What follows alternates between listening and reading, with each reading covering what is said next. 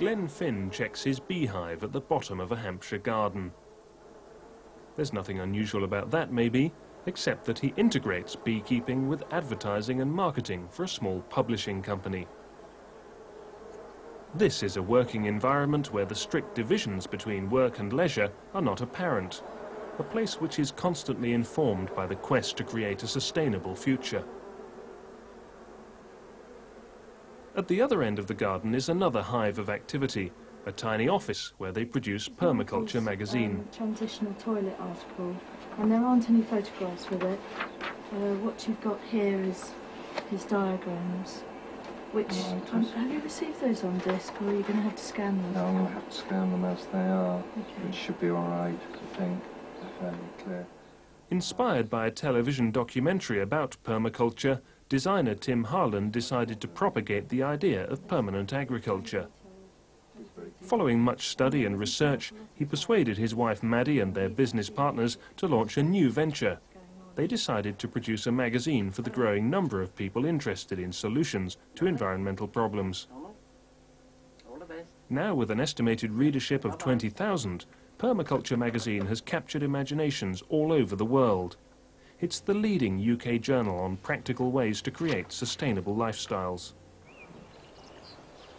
Unusually, the people who work here practice what they preach, and the permaculture garden behind the house is as much part of their lives as the computer screen and the fax machine. The editor, Maddie Harland, explains part of the garden design. I'm planting a small bush tomato in the vegetable garden, which is located in Zone 1 near the house and near the greenhouse. The house is really termed in permaculture design as Zone 0, and then the zone nearest to your centre of human activity is Zone 1.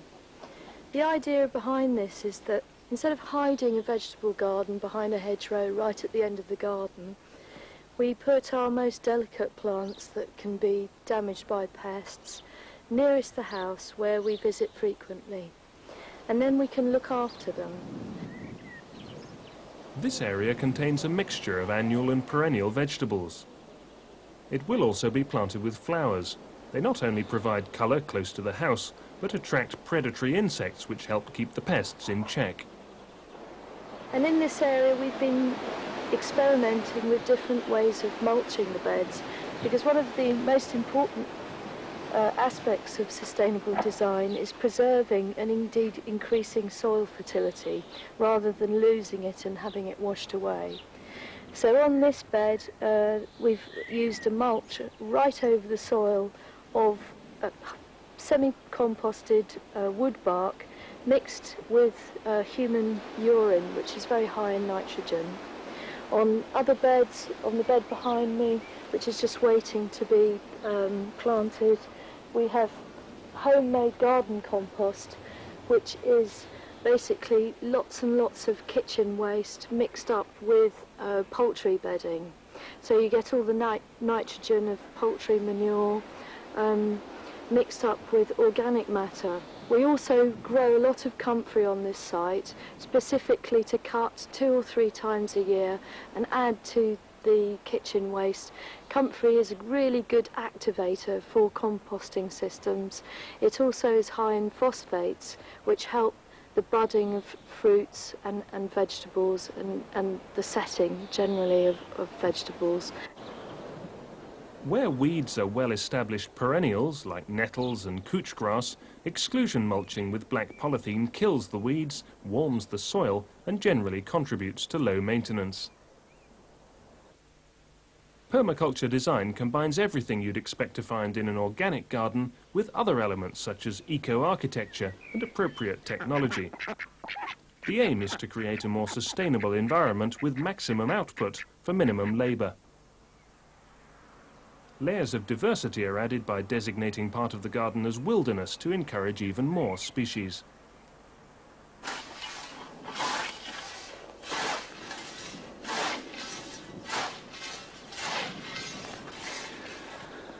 Six years ago, this was an intensively farmed arable field.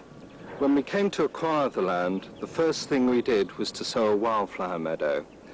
This was to create instant diversity and give a ground cover and a great deal of joy and pleasure as well. And now I'm giving it the first cut of the season to keep the grass down and to allow the wildflowers a little bit more room to come up.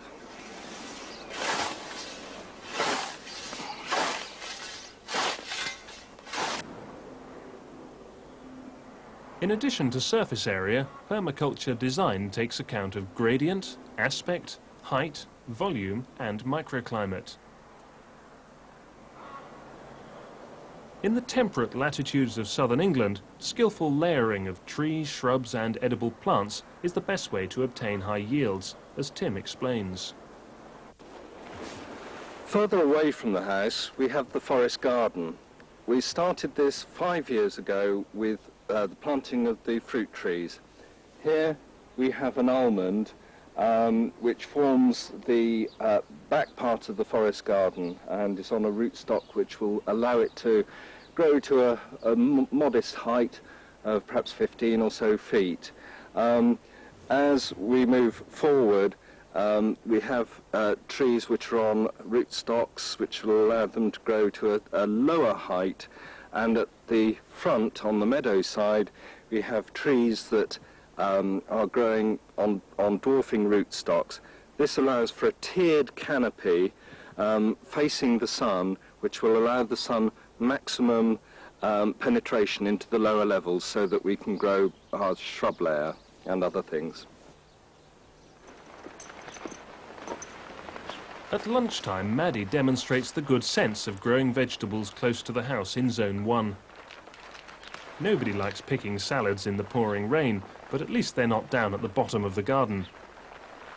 In a large-scale permaculture design, there can be as many as 6 zones of activity, each one carefully planned, taking account of local conditions, working with nature and creating diversity.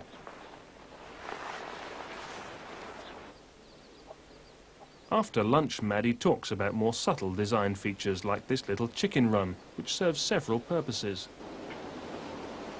This is the greenhouse, which is in Zone 1, placed right in the vegetable garden. I'm sitting on a chicken house here, which exudes outside there. The chicken has an advantage in the greenhouse in that it exudes CO2 and it also heats the greenhouse. It also makes us come in here very regularly so we can tend the plants. And on the plant side we're growing grape here, various different types of tomato, pepinos, lemongrass, and we also use this greenhouse to propagate plants as well. And there's a number of plants from bush tomatoes to tayberries to strawberries, and also a lot of Rosa rugosa which we're propagating as forage in the chicken run.